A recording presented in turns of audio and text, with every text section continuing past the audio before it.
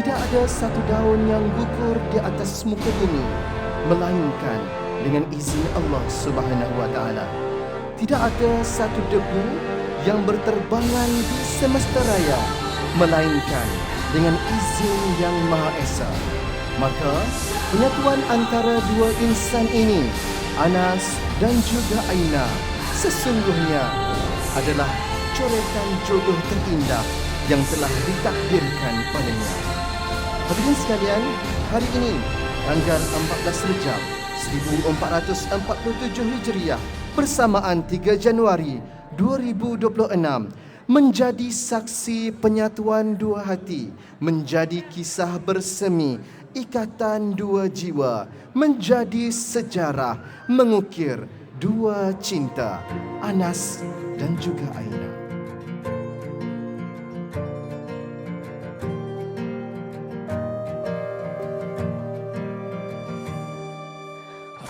Perjalanan merentasi kota ini, dua langit, dua hari kau temani aku di sini. Jatuh cinta memang manis, tak mau waktu ini habis. penuhilah hati ini, tak lagi sendiri. Kena ada niat dalam diri tujuan.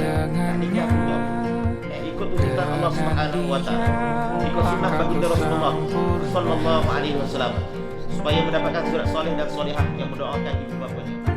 Jatuh cinta memang manis, apalagi ada Aku kamu nikahkan di kau sini. dan aku kahwinkan akan dikau dengan anak perempuanku, Aina Najah binti Muhammad Nasran, dengan mas kahwinnya 1 dinar emas tunai. Aku terima nikah Aina Najah binti Muhammad Nasran dengan mas kahwinnya 1 dinar emas tunai. Al-Fatihah. Genggam tanganku sayang, kota ini tak sama tanpamu.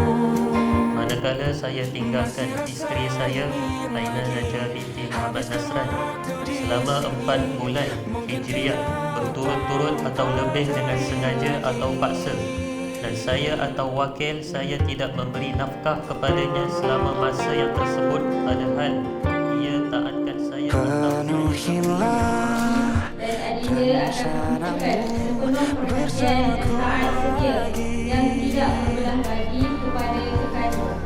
Denganmu terasa cepat berlalu, belum puas ingin lebih tahu jalanan kotamu.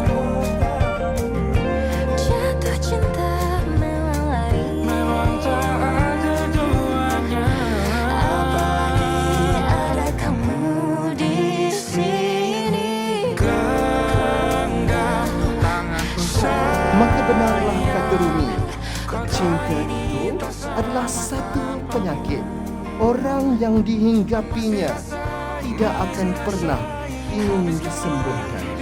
Jadi tuan-tuan dan puan-puan sekalian, marilah kita sama-sama doakan moga-moga perasaan cinta antara Anas dan juga Aina kekal abadi hingga ke syurga.